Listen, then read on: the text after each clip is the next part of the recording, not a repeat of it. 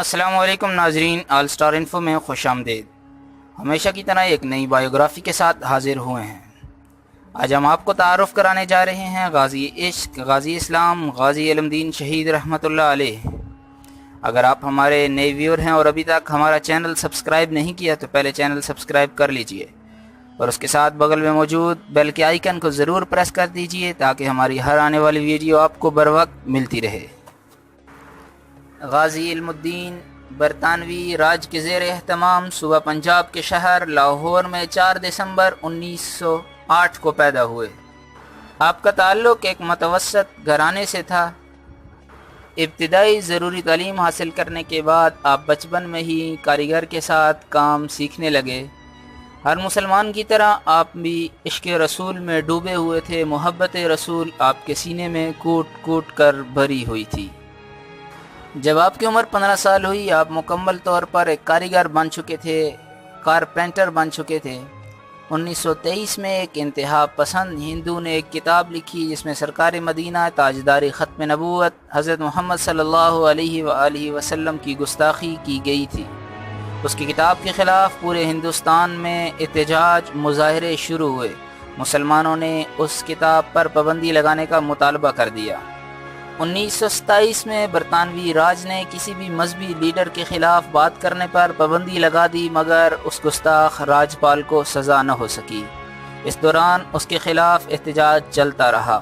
ان دنوں خطیب ایشیا سید عطا اللہ شاہ بخاری رحمہ اللہ تعالی اس گستاخ کے خلاف ہر طرح کے جلسے جلوس کر رہے تھے۔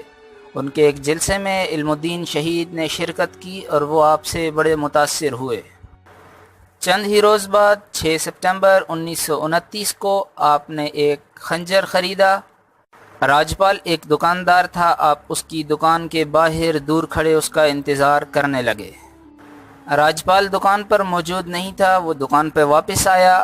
آپ نے پہچان کرتے ہی خنجر اس کے سینے میں اتار دیا اور اسے جہنم واصل کر دیا۔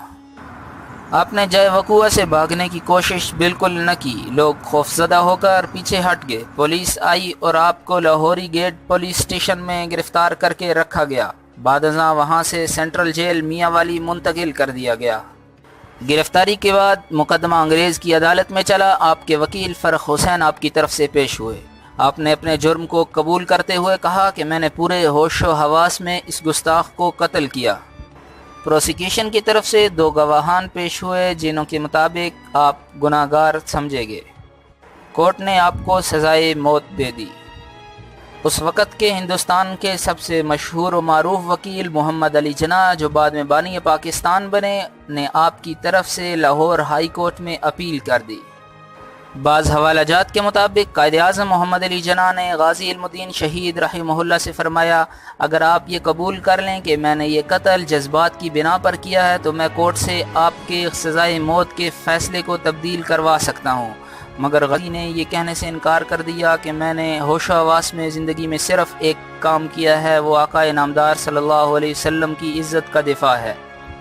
قائد اعظم محمد علی جناح نے عدالت میں دلائل دیے کہ 19-20 سالہ اس نوجوان کو جذبات پر، دینی جذبات پر جو کہ راجپال کی طرف سے مشتعل کیے گئے تھے قتل کرنے پر معافی دی جائے، لیکن عدالت نے یہ اپیل ریجیکٹ کر دی اور غازی کو مجرم کہتے ہوئے انڈین پینل کوڈ کے تحت سزائے موت دے دی اور جلد ہی 31 اکتوبر 1929 کو اس پر عمل درآمد کر دیا گیا۔